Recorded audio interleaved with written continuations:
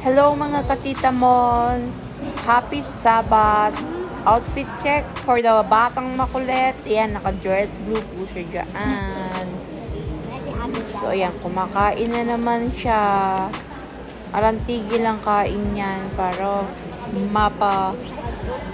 tahimik mo siya. Kakain ng kakain. Ayan, hello daw po dyan. Di siya nakatingin. Oh. And then, para po mabless po tayo lahat. Pakinggan nyo itong kantang na to. Maganda itong kantang to. Favorite po namin yan, yung kantang yan. Because He Lives. So, well, sa pagsimba po namin yan. Share ko lang po ng kaunti ang ano namin sa pagsimba namin. Hi, everyone! So, tingnan nyo po. Ayan po.